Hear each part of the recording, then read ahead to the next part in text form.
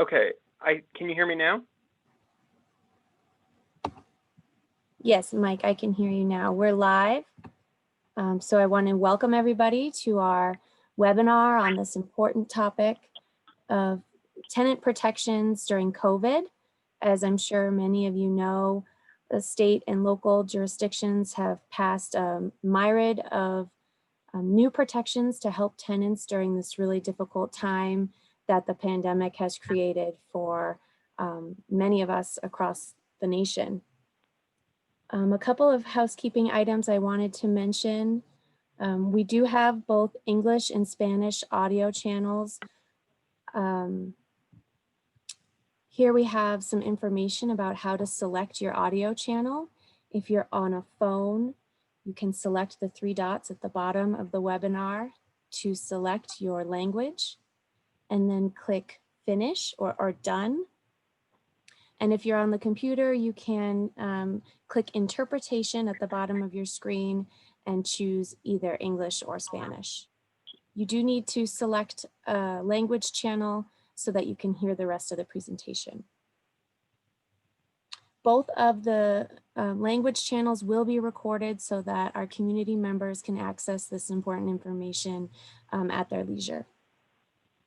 We do have materials available, including the PowerPoint slide. You can find those on Mammoth Lakes Housing's website, mammothLakesHousing.org. We are asking everybody to please put their questions in the Q&A. We will have our presentation. We will take a short break and then we'll return to answer the questions in the Q&A. Spanish questions will be read in the Spanish channel first and then translated into the English channel. So you may hear silence on the English channel briefly while those are being read for the Spanish attendees.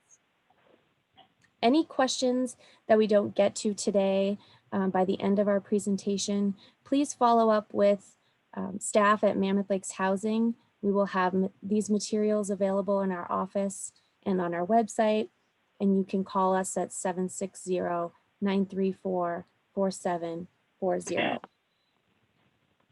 With that, I wanted to introduce Michael Godbe from our local California Indian Legal Services office in Bishop. He is a certified legal aid attorney, and he's put together this exhaustive presentation on all of the new protections for tenants in light of the public health crisis. So thank you so much for being with us today, Michael. Thank you very much, Patricia, and thanks Mammoth Lakes Housing and Mono County for helping set up this presentation. We have a lot of material to cover, so I'm just going to jump into it. But I'll just begin by saying that these laws, we're going to talk a lot about 3 particular laws.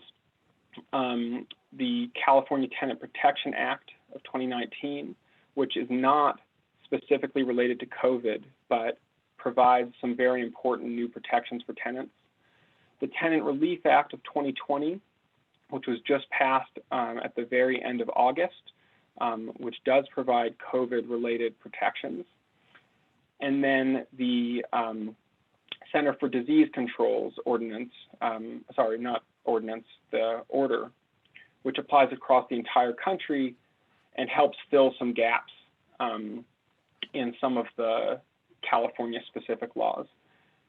Lastly, there are 2 local ordinances that are still effective today if you live inside the city of Bishop and inside the town of Mammoth Lakes. And the broader Bishop area includes areas of Inyo County that are not inside the city. And I would imagine the same is true of the town of Mammoth Lakes and Mono County.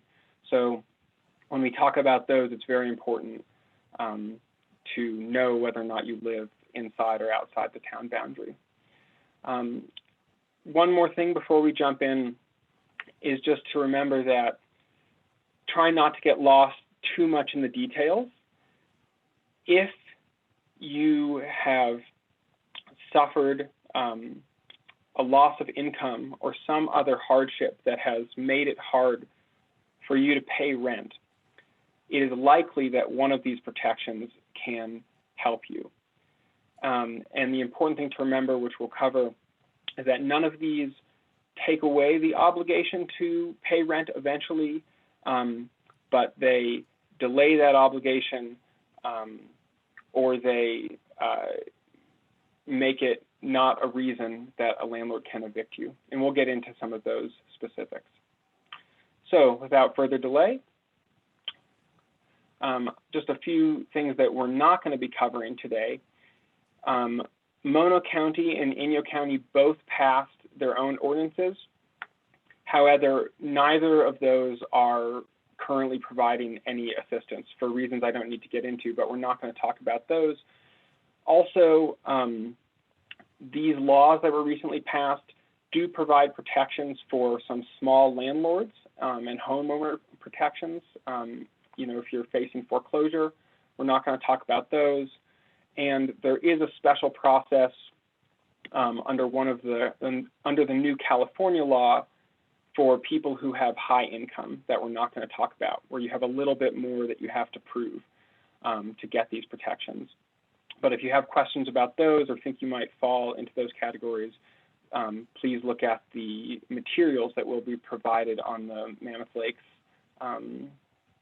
website. Okay, so the first law that's important to talk about is the California Tenant Protection Act of 2019.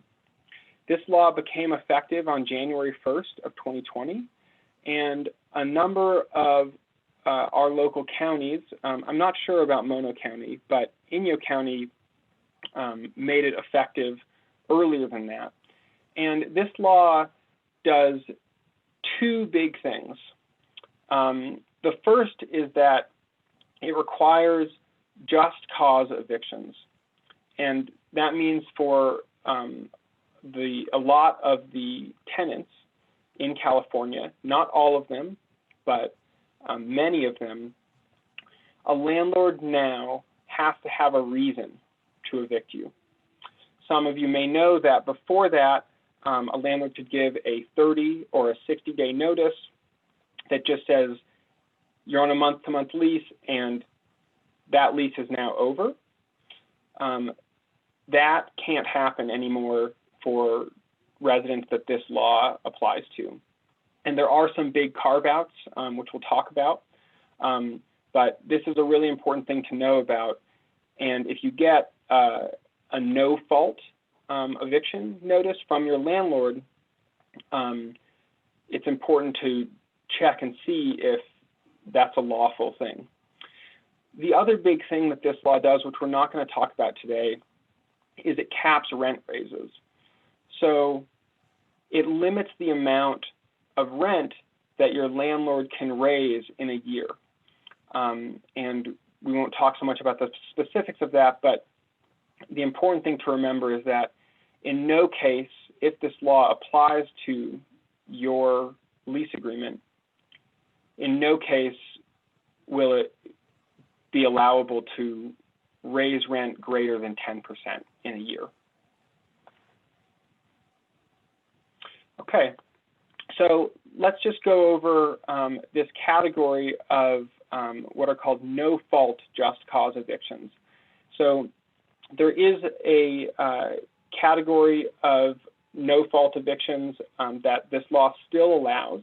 So they can't just give you a notice that says there's no reason, but they can say, look, this is not your fault. It's not that you haven't paid rent or that you have violated the lease, but there are this specific category of no-fault just cause evictions, which means it's not your fault that we're ending the lease, but we are allowed to do it.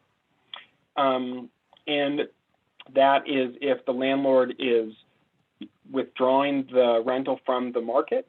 So if they're saying, hey, I don't want to rent this anymore, and they want to move back in, if they're complying with some government order to stop renting it, or if they have an intent to substantially remodel, which is we're seeing a lot of. So if a landlord says, I need to completely redo this apartment, that's a valid reason. However, as we'll discuss soon, one of the new COVID-related laws limits the ability of a landlord to do this. So a landlord can only, and I've seen this actually already happening in Bishop, where eviction notices are coming and saying, hey, we want to remodel the apartment, but as we'll discuss, that only applies if they essentially get a government order. So if the town or the city says, there's such a problem with this apartment, you need to fix it, until February, those are the only kinds of no-fault just cause evictions for a substantial remodel. So the most important thing, too, about this category of evictions is that your landlord is required for these no-fault just cause evictions to pay 1 month of relocation assistance.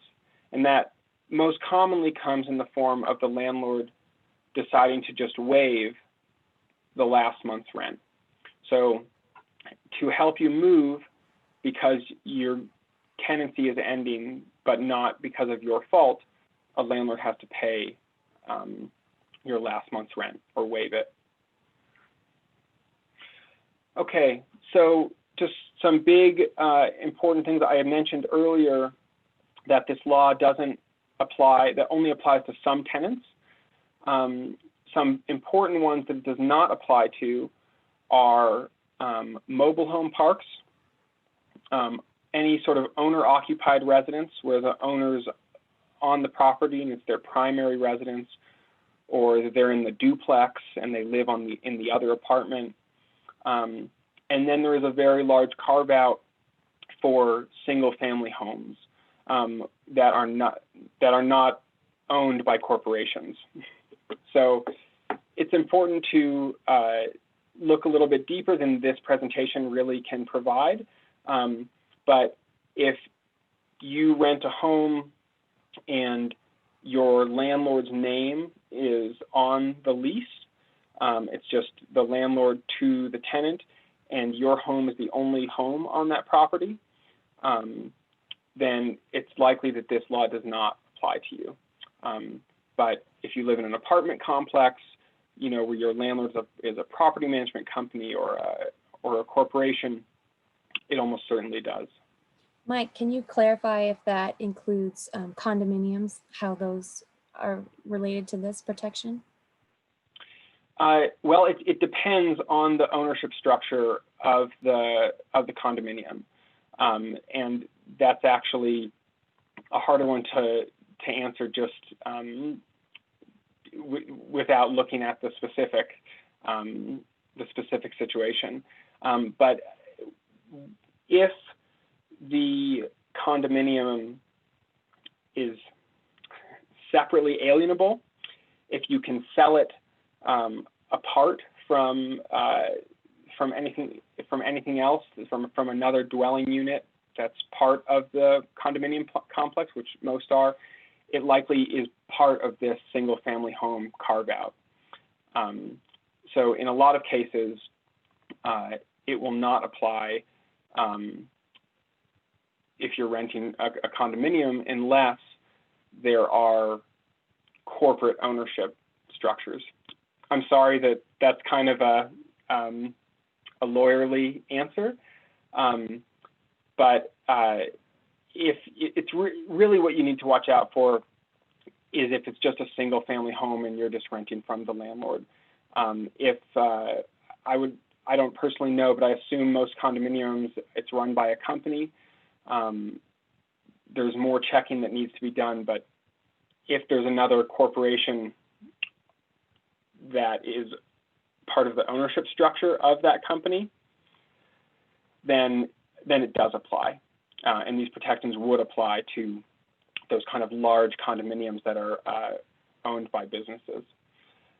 Sorry that that's a little bit into the weeds, but we've touched on actually one of the most complicated carve-outs of this law. Okay, So now we're going to get into the new COVID-related protections. So AB 3088, the Tenant Relief Act of 2020, was passed and signed into law on August 31st, and it went into effect immediately. So it was effective as of August 31st and is effective right now, unlike most laws in California that when they get signed into law, they become effective on January 1st of the next year. This was passed on an emergency basis. So here's the important thing to know about this law. As I mentioned earlier, these COVID-related eviction moratoriums are really geared towards helping people who cannot pay their rent. So if you're breaching the lease, or if you are causing a nuisance or a danger, or doing illegal drugs, those sort of evictions are not affected by this law, or by really any of the other ones. This is really about, I can't pay my rent, and there is a COVID-related reason for not paying rent. One thing I'll just kind of foreshadow for the future that we'll touch on at the end of this presentation is that the Center for Disease Control's order is broader and can be more helpful if you've had a loss of income that's not related to COVID, or you've just had high medical expenses. So that's really an important thing to know about that CDC order that we're going to talk about later. But for all the other ones, it's really about having trouble paying rent and a COVID-related reason for not being able to pay the rent. So some important points about this. The way all these laws work is that you have to show your landlord something in writing. In the case of this law, it's a signed declaration that you sign under penalty of perjury. And there's a sample declaration in the materials that are available, essentially saying that you meet one of these reasons that we'll discuss. So your hours have been cut and you've lost your income. You've had increased expenses caring for somebody because of COVID, or you've had to follow a government order to quarantine or stay in, or shelter in place.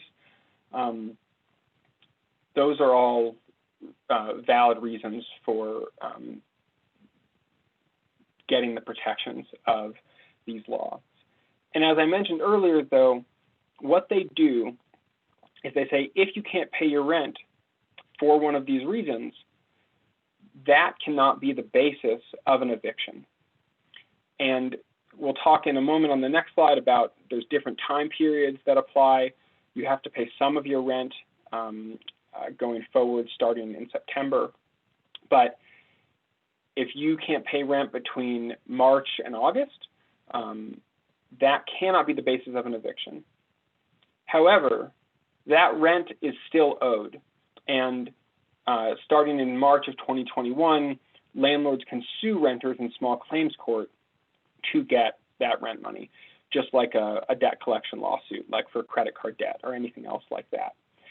But it can't be the reason a landlord can evict you and put you out of your home. The other nice thing that this Relief Act does is, if you remember, when we were talking about AB 1482, those just cause protections, which means a landlord can't give you a notice of termination of tenancy for no reason. There were a number of categories that law does not apply to, like mobile homes and single-family homes, when we were talking about condominiums with Patricia's question, okay? But what AB 3088 does is it says, through the 1st of February, those just cause protections apply to everyone. It doesn't matter what type of tenant you are, if you live in a mobile home, if you live in a duplex, if you, I'm sorry, that's incorrect. It does apply. If you live in a duplex with the owner occupied, it does apply. I misspoke. But mobile homes and some of the other ones do not apply. So we can address that if there are any specific questions. And like I said earlier, the substantial renovations carve out is more limited. It's really only if the town of Mammoth Lakes puts a notice on the door and says, hey, you have black mold everywhere or some really big problem and we're making you fix this. In response to that, to comply with that, then a landlord can use this substantial renovation, no fault, just cause eviction. But not if they just say, I have other renovations I want to do. Okay, so I mentioned earlier that AB 3088 has really two repayment periods, and between March and August, rent owed during that period just cannot be the basis of an eviction. For rent that was owed from September through January 31st, you have to pay 25% of the rent. However, it's just 25% of the total rent due by January 31st.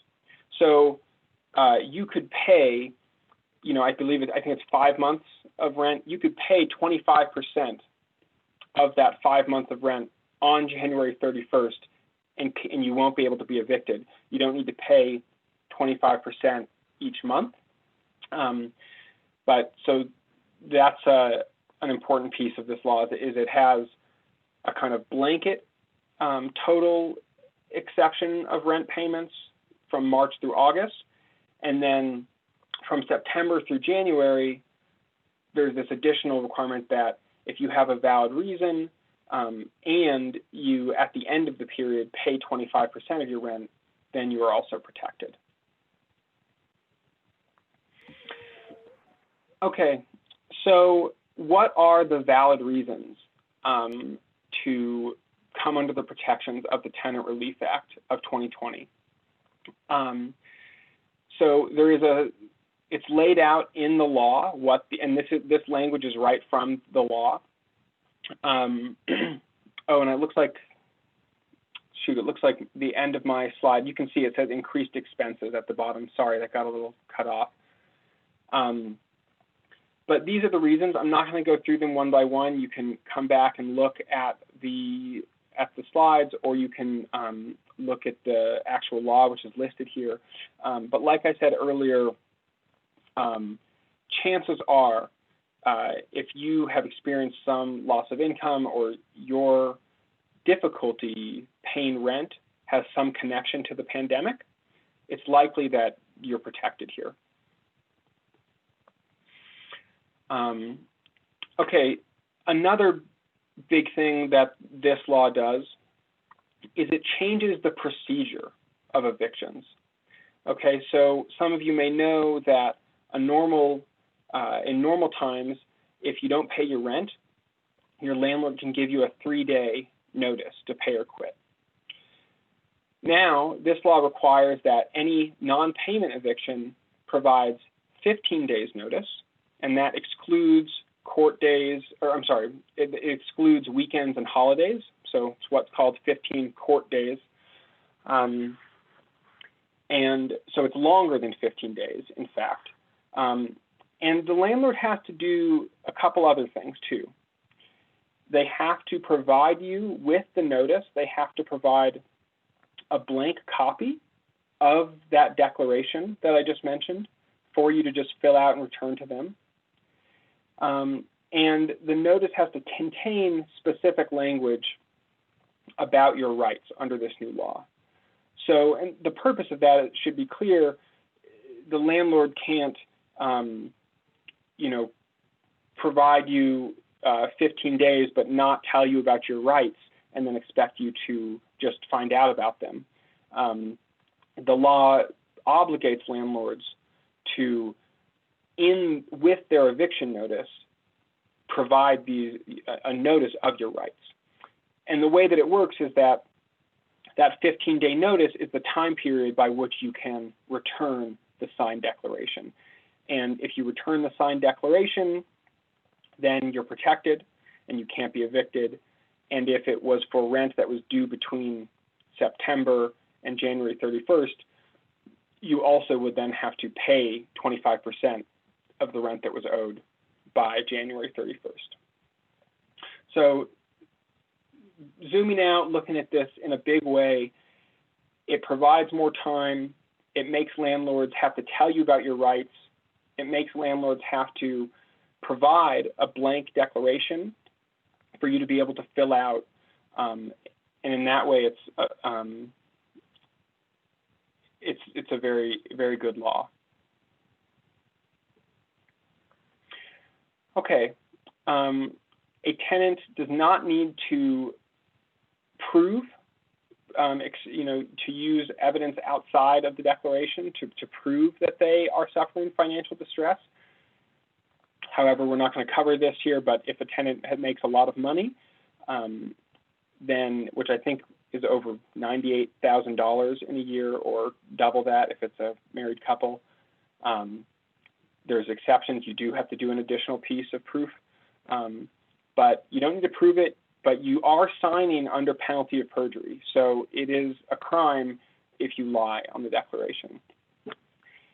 If a landlord doesn't provide that blank declaration with the eviction notice, if they provide you some lesser amount of time that's not 15 days, or if it's 15 days but it doesn't include, but it includes weekends and holidays and it's only 15 days, if there's any problem, then the landlord's notice is invalid, and if they tried to bring an unlawful detainer case, which is the legal name of an eviction lawsuit, that case will fail.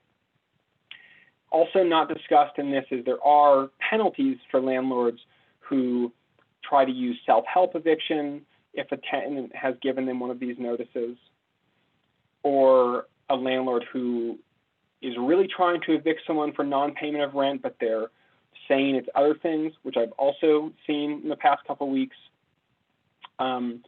There are penalties for that type of conduct by a landlord who's trying to get around the law.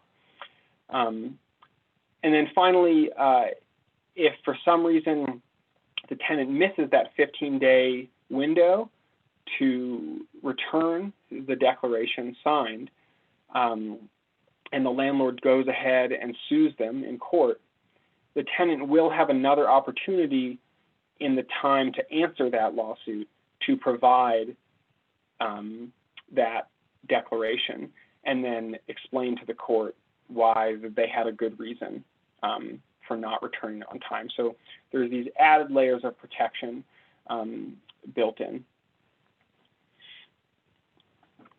Okay, so the last thing that is important to mention, that this new California law, the Tenant Relief Act of 2020, AB 3088, it has an effect on local ordinances. And as I mentioned before, the Inyo and Mono County ordinances have pretty much expired and are not really doing anything to help right now because they set the expiration on specific days. But what the City of Bishop ordinance and the Town of Mammoth Lakes did is they set the ordinance to expire when the government said the state of emergency is over. And what this new law did is said, hey, for any local ordinance that set their protections to expire at that time, we're going to say what that means is if they have a repayment period, it starts on this day of March 1st, and it can't take longer than a year. So what that means, in short, all these ordinances are included in the material, but the big important things that Mammoth and Bishop did is they said, hey, a landlord cannot take any action to start evicting you for 120 days after a certain period. And what this law does is says that 120-day period starts on March 1st, and it ends in June. Okay, so, and we'll talk in the next slide about what these are, but it's very similar to the, you don't have to do a signed declaration, but you essentially have to prove to your landlord with some documentation that the reason you can't pay rent is related to COVID-19. And there's some differences which we'll just discuss. But what's important about this is that a landlord really can't do anything to start an eviction if you've met the requirements of these ordinances. So whereas the California law, the protections come into play after a landlord gives you an eviction notice, and that eviction notice has to be 15 days instead of 3. It has to include this blank declaration, et cetera. But if you do these things that we'll talk about in the next slide, and you live in the city of Bishop or the city of Mammoth, your landlord really is not supposed to really do anything to evict you. So let's talk about what some of those things are. And there's a lot of information on these slides, and so you can come back later. But really, I'd say the important part of this is this bolded phrase that says within 30 days of the rent being due. Okay, both Bishop and the town of Mammoth Lakes say that a tenant, to get these protections just specific to Bishop and Mammoth, you have to provide this supporting documentation to your landlord within 30 days of the rent becoming due. So the pandemic has been going on for months. That may be impossible now for some people to do. But hopefully, people who have already just told their landlords what's been going on, that they can still get these protections, or for people who only recently have started an eviction or started to fall behind on rent, these can still be really helpful. So you have to tell your landlord in writing. That includes a text message or an email, okay, that you can't pay all your rent. You have to provide some type of written documentation within 30 days of the rent being due. And you have to do a few other things that are listed here. We have to tell them that you're, relying on these laws, and then pay as much as you can. And if you do that, and the 30 days, and it's within 30 days of the rent being due, then the landlord can't take any action until June to evict you. So if you live in the city of Bishop or the town of Mammoth, please look at the specific ordinances that are included in the materials, because there are some slight differences in terms of what reasons are allowable reasons. The Mammoth Lakes ordinance is a little bit more protective. It's better for tenants. And that's because it includes, needing to miss work to kind of care for or be present for a homebound child in school who's maybe doing distance learning. And it also includes this broad one that says if you're complying with a government order to stay home, self-quarantine, or avoid congregating. So check the laws to see if those apply, but they both, like I've been saying all along, if the reason you're having trouble paying rent has a connection to COVID, it's likely that one of these laws helps you. But again, these two specific laws really only apply if you live inside the city of Bishop or inside the town of Mammoth Lakes, yeah. Okay, so at this point, we're going to take a 5-minute break, or maybe a little less, and give our wonderful Spanish translator a little break from all this legal talk. And we're going to just come right back. I have 12:35 on my clock, so let's just come back right at 12:40 and wrap this up. And just, this is the last law I'll talk about after the break, this CDC order. And then we can have some time for questions and answers. Okay? Great. Thank you so much, Mike. And if you do have a question you'd like to put it in the chat, we can get to it as soon as we wrap up the CDC order after we get back from our break.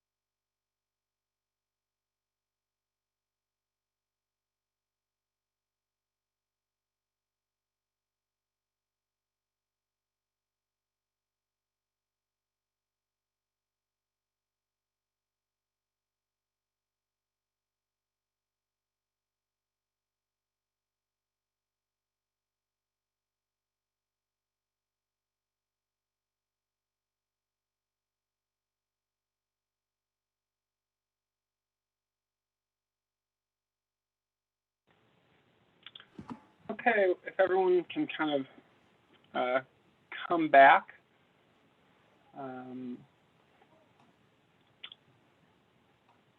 I'll make sure. Sarah, are you? Yep, I think we're all set. Okay, great, thanks. Yeah. I see one question that I'll just go ahead and answer in the chat. The question is the landlord required to provide a blank declaration every month, or is once enough? Does a blank declaration and notice have to be given again after September 1st if one was given prior? So what the law requires is that if the landlord is giving you an eviction notice for non-payment of rent that came due during this period between March and January 31st, then that eviction notice has to include the blank declaration. So if the landlord is serving you a new eviction notice every month, then yes, it would have to have it. Though hopefully, if you can take advantage of this law, your landlord won't be serving you an eviction notice every 30 days. There is also a requirement that if rent was due before September 1st, between March and September, that a landlord had to provide this notice of rights. Actually, it's a landlord has to provide that anyway. It's not just a blank declaration, but there's a statement about what this law provides, the protections it provides. And by this law, I mean the California law, the Tenant Relief Act, not the CDC declaration. So there is that notice of rights, and those have to be provided. Frankly, the law was drafted very quickly, and there's actually a little bit of ambiguity around that specific provision. But essentially, if rent was due, a landlord's supposed to provide that notice. That's not just an eviction notice, but a notice of your rights under this law. So moving on to the Center for Disease Control order. This applies nationwide, and I want to just have a big caveat with this, that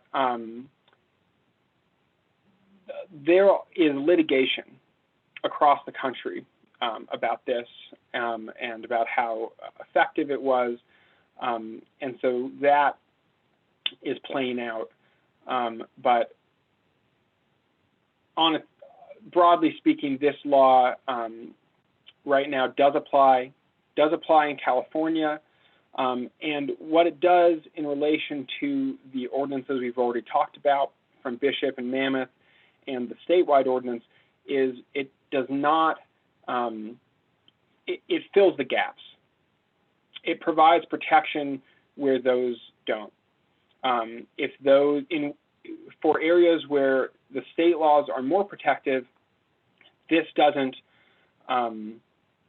excuse me, this doesn't, displace those other laws. It just fills in the gaps.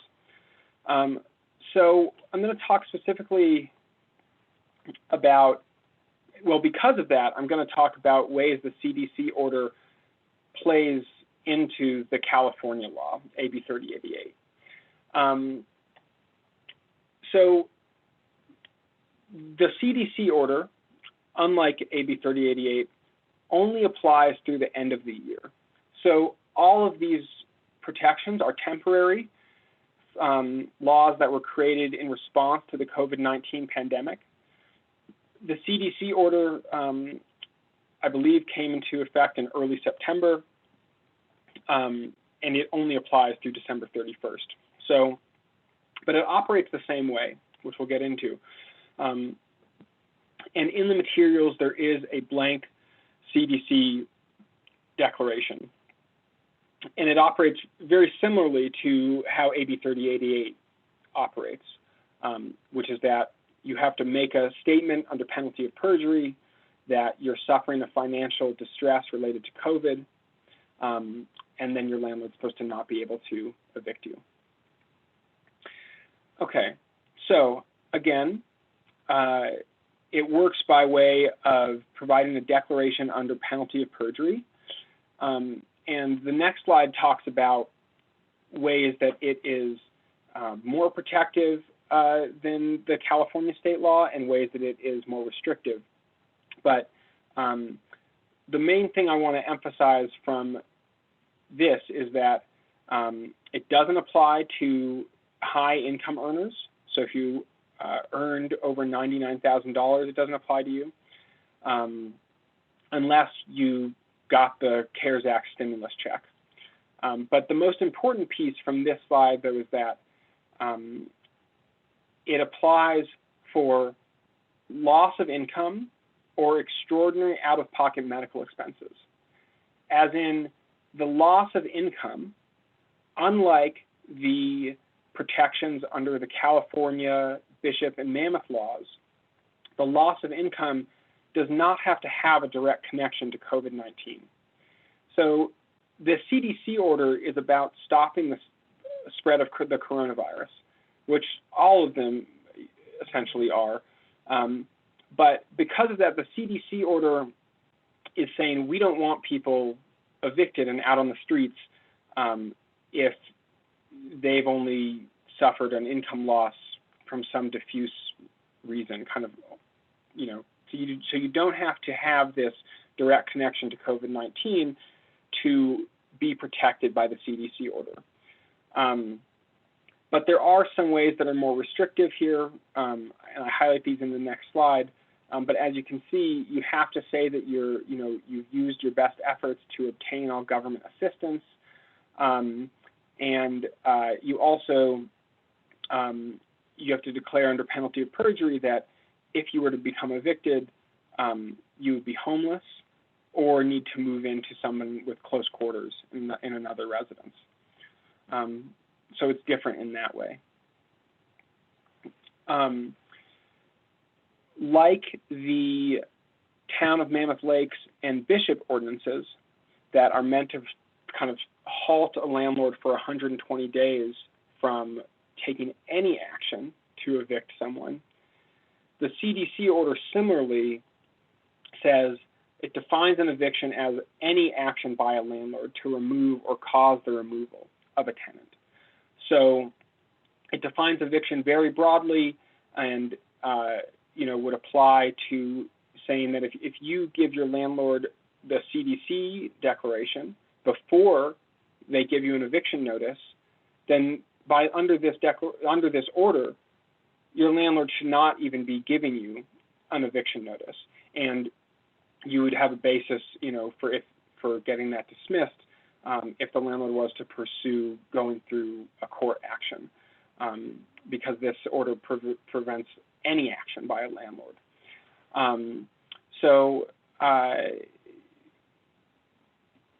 Similarly, any action could also apply to an eviction way at the end of the process. So maybe you didn't know about these laws, and you've had an eviction notice, you've gone through an unlawful detainer trial, and your landlord has won at trial. This notice should stop your landlord from getting a writ of execution, which is the thing that the sheriff needs to come in and actually remove you from the house.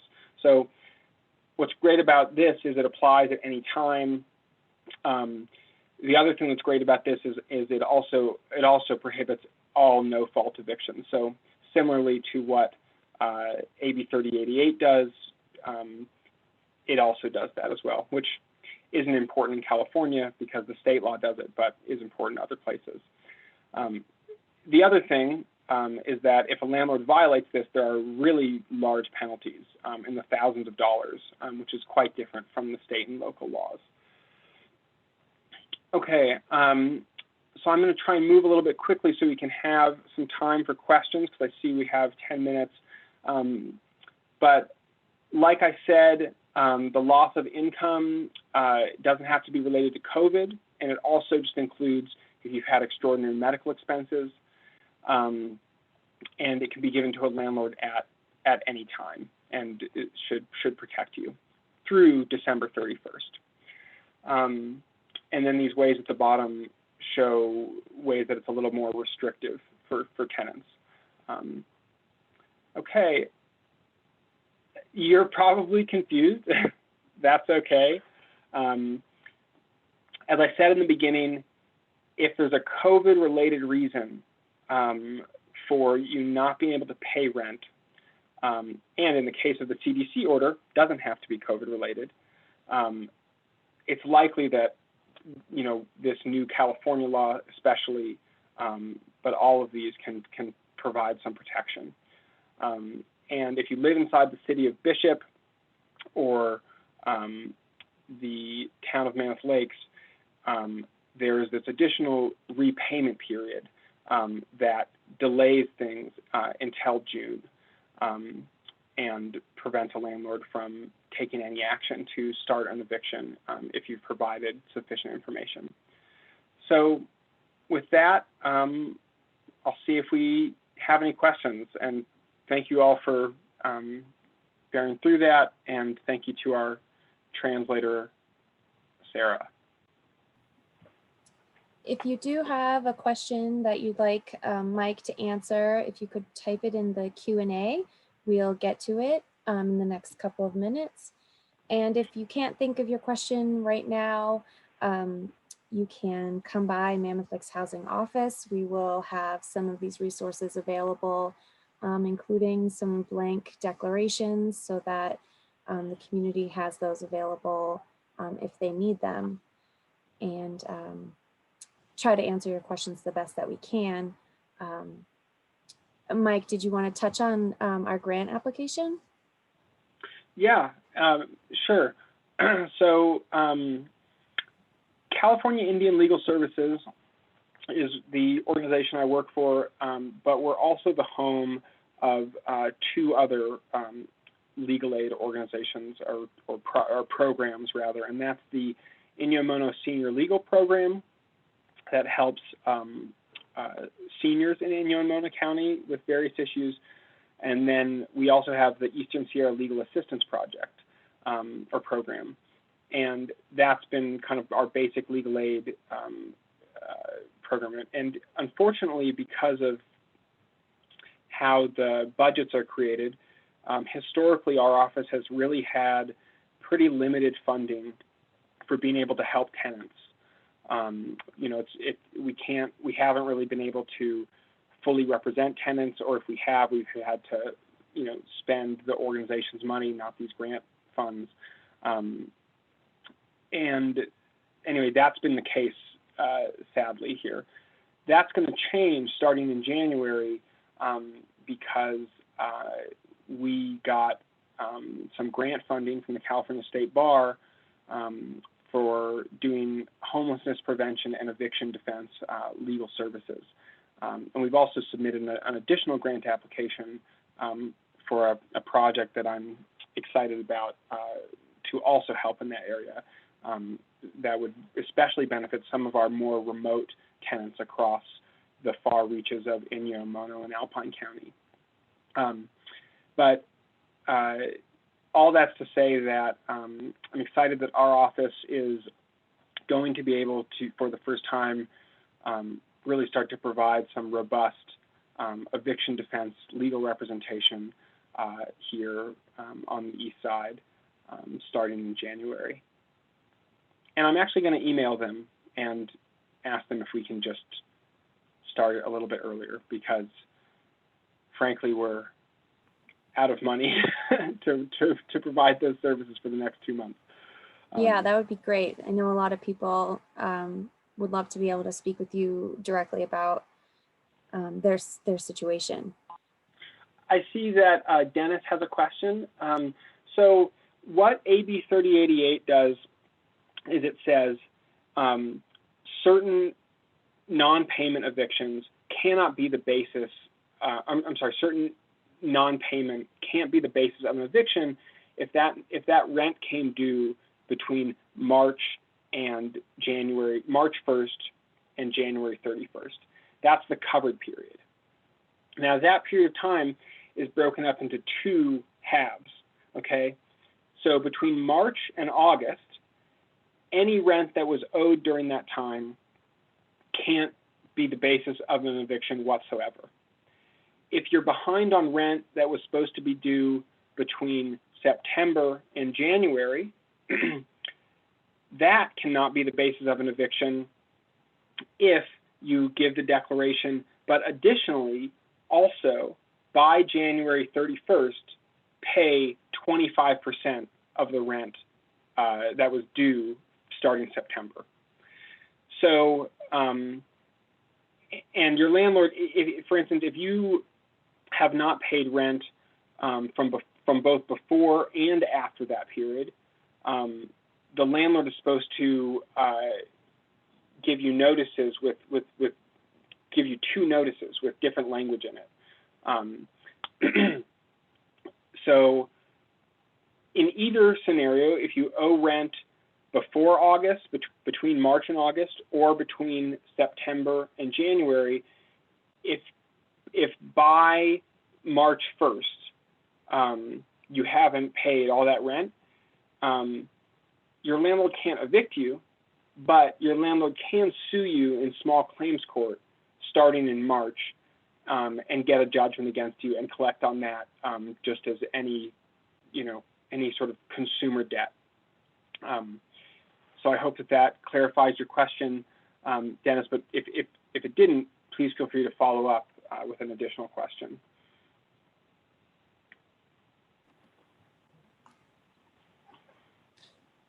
Oh. Okay, Diane writes, I have been asked if a tenant's lease ends, but they do not want to leave because they have nowhere to go, can they be legally evicted then? Question from unincorporated Mono County.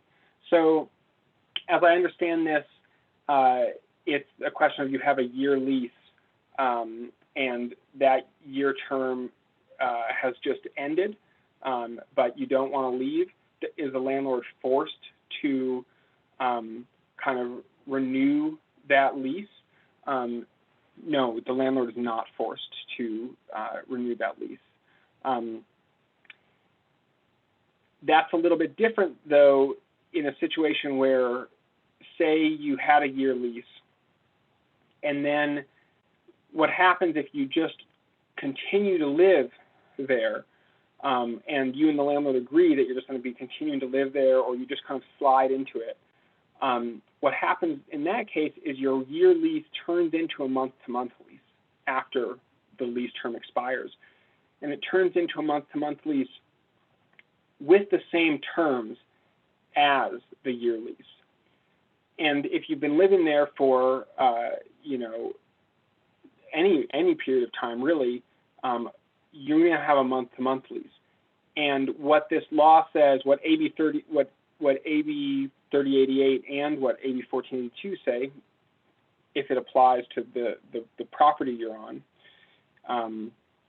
is that the landlord can't just decide, hey, I don't want to renew the lease then. So if it's a year lease and the landlord says after a year, I'm not renewing this lease, that's different than if you had a year lease, lived an additional, 6 months or something there, and then he says, well, now I'm just giving you a 60-day notice because, I don't want to, I just don't want to renew it anymore. Don't want to renew these month to month. Those are different. And the first one, my understanding is that that's not protected by these laws. And the second one, the second situation with when it turns into a month to month lease, that is protected by these laws. Great. Thank you so much, Mike. I think we're going to wrap it up. It's 1 o'clock, and I just want to thank everybody for being here today and learning about these really complicated laws and protections for tenants. Like I mentioned, you can follow up with any additional questions you might have at Mammoth Lakes Housing. These resources will be available on our website, mammoth-lakes-housing.org, or you can come by our office in Mammoth. It's 587 Old Mammoth Road. Thank you so much, Mike and Sarah, for your interpretation today, and we'll talk to you soon. Thank you, Patricia. Thank you.